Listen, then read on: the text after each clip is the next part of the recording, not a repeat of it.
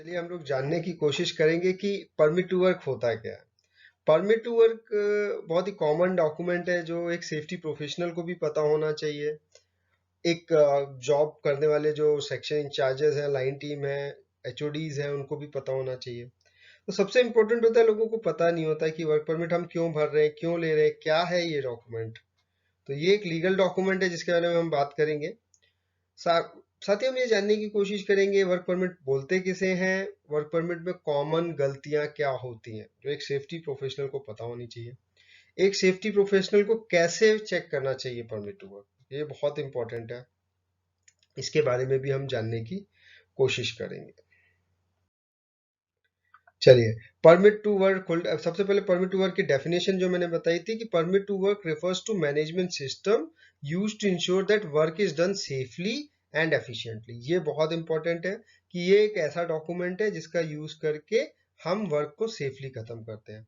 इसकी डेफिनेशन पे अगर आप जाएंगे तो ये कंसेंट होती है, सहमति होती है, जिसको काम करना है, जिसकी लोकेशन पे करना है और जिसने उस काम को बोला है, इन तीनों पार्टीज के बीच कंसेंट होती, सहमति होती है कि हाँ ये काम होना है। उसके बाद परमिट टू वर्क का काम स्टार्ट किया जाता है। कैसे स्टार्ट किया जाता है?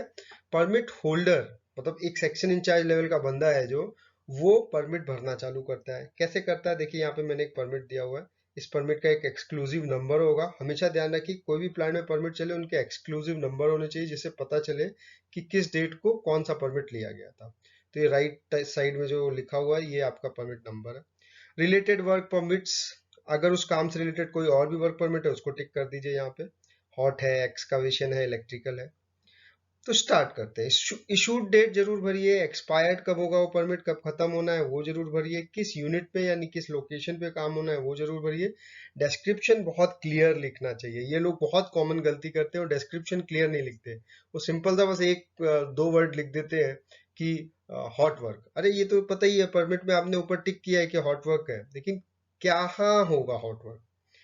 Use of cutting set, oxyacetylene cutting set at location this to cut this beam this plate। ऐसा करके आप डिटेल लिखेंगे तो एक आदमी को समझ में आएगा कि यहाँ क्या यूज होना है।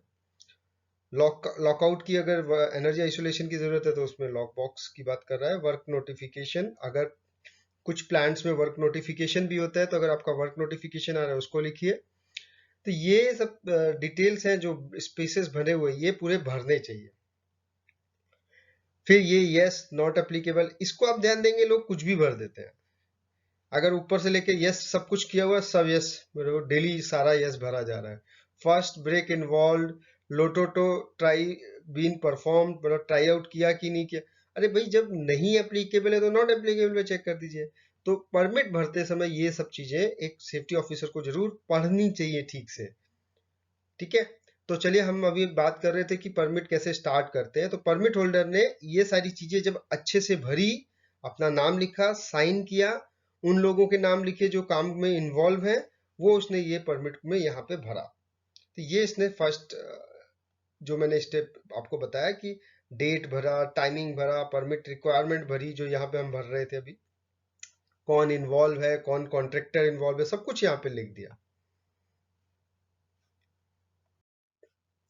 स्टेप 2 में क्या जाएगा? Approval of permit issuer. Approval of permit issuer कैसे लेंगे?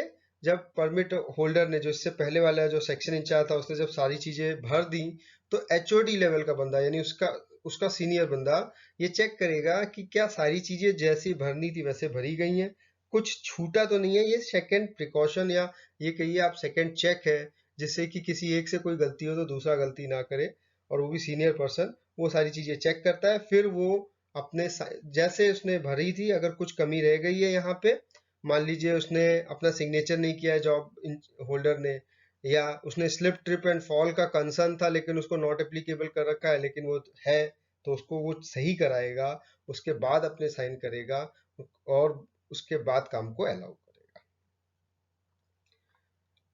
तो ये स्टेप 2 है। तो जब परमिट इशूअर का आपको अप्रूवल मिल गया, उसने साइन कर दिए इस परमिट टू वर्क के पेपर पे, तो जॉब होल्डर जो सेक्शन इंचार्ज लेवल का बंदा था जिसे काम करना है वो क्या करेगा? कम्युनिकेशन करेगा परमिट टू वर्क रिक्वायरमेंट का थ्रू टूलबॉक्स टॉक, उसके बाद काम स्टार्ट करेगा। ये आपकी रिक्वायरमेंट है परमिट टू वर्क के लिए। जब काम खत्म हो गया तो closure of the permit work या हैंडओवर टेक ओवर, इनमें से कोई एक चीज होगी। यानी जब आपने काम स्टार्ट किया, अगर काम खत्म हो गया है तो आप यहाँ पे जॉब के जितने भी काम के जितने जो काम खत्म हो गया उसके डिटेल लिख दीजिए कि हमने वर्क कितने बजे स्टार्ट खत्म किया, सारे लोगों को क्लियर ऑफ कर दिया, एरिया से हटा दिया। उसके बाद अगर आपको लगता है कि नहीं काम नहीं खत्म हो पाया, अगर काम खत्म हो गया तो आपका परमिट क्लोज हो जाएगा, आपने वर्क एरिया क्लियर कर दिया और वो परमिट अपने रिकॉर्ड्स में जाके लगा दे। लेकिन अगर आपका परमिट पे काम खत्म नहीं हुआ है तो आपको हैंड ओवर टेक ओवर करना पड़ेगा। Hand over take over usually एक सेक्शन इंचार्ज और दूसरे सेक्शन इंचार्ज के बीच में होता है। तो एक सेक्शन इंचार्ज जो काम कर रहा था उसी के लेवल का एक दूसरा बंदा वर्क प्लेस पे फिजिकली साइट पे हैंड ओवर टेक कर लेता है। ये ध्यान रखिए, कभी भी ये गलती मत करने दें कि परमिट टू वर्क का hand over take over office में हो, कभी नहीं। साइट पे लीजिए, समझिए काम कहां तक पहुंचा है, उसके बाद हैंड ओवर टेक ओवर होना चाहिए।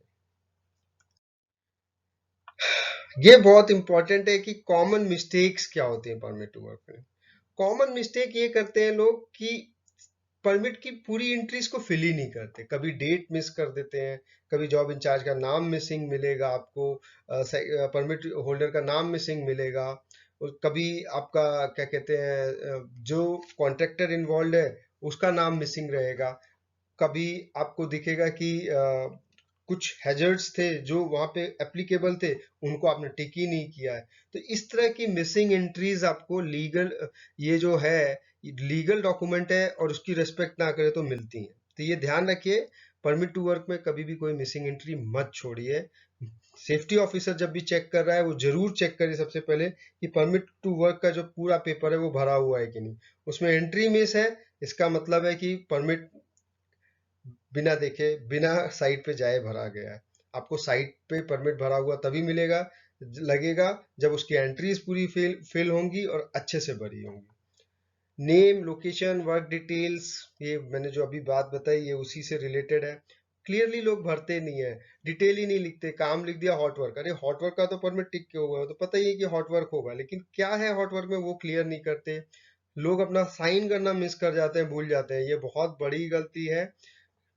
परमिट टू वर्क में साइन हमेशा होना चाहिए। परमिट टू वर्क अगर सिग्नेचर नहीं हो रहा है इसका मतलब है कि वो परमिट टू वर्क वैलिड नहीं है। आप तुरंत उसको कैंसिल करिए, या जो जॉब जिसने स्टार्ट कर रहा है, जो परमिट लेके काम कर रहा है, उसको बोलिए कि सारे रिलेवेंट साइन लाइए, उसके बाद हम चेक करेंगे तभी काम स्टार्ट होगा।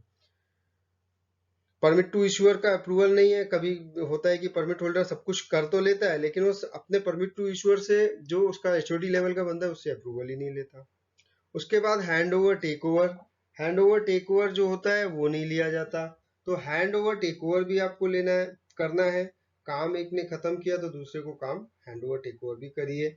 आपको मैंने देखिए यहाँ पे एग्जांपल में पाइपर अल्फा डिजास्टर लिखा हुआ है। पाइपर अल्फा डिजास्टर में एक फाइंडिंग कहीं ना कहीं ये भी आई थी कि सही से हैंड ओवर टेक ओवर नहीं हुआ था। अगर हैंड ओवर टेक ओवर सही से हुआ होता तो उसमें एक चांस था कि वो इंसिडेंट नहीं होता। तो hand over take over physically होना चाहिए, साइट पे होना चाहिए, दो जॉब जो लोग परमिट होल्डर है उनके बीच में। टीबीटी नहीं करते लोग, परमिट भर दिया काम चालू कर दिया। लोग जो काम कर रहे हैं उनको पता ही नहीं है कि इसमें की रिस्क क्या क्या है। तो जो काम कर रहे हैं लोग, उनको कम्युनिकेशन अच्छे से होना चाहिए, और आसपास उस काम के जो लोग हैं जो उस काम से डायरेक्टली इन्वॉल्व नहीं है लेकिन इनडायरेक्टली आसपास अवेलेबल है, उन लोगों को भी परमिट टू वर्क के खतरों के बारे में पता होना चाहिए। कभी कभी लोग रिस्क कैप्चर नहीं करते एडिक्वेटली, रिस्क नहीं कैप्चर करते तो उसकी वजह से भी प्रॉब्लम आती है। तो ये चीजें आपको ध्यान रखना चाहिए परमिट टू वर्क में एक सेफ्टी ऑफिसर को, कि मिसिंग एंट्रीज ना हो, रिस्क सही से कैप्चर किया हो, सारे लोग जो काम कर रहे हैं उनको रिस्क के बारे में पता हो, परमिट टू वर्क के फॉर्मेट में कोई भी कमी नहीं छूटी होनी चाहिए, कोई भी ब्लैंक एंट्री नहीं होनी चाहिए। जिसके साइन होने उसके साइन हो, डिटेल्स जो लिखने हैं वो डिटेल्स लिखे।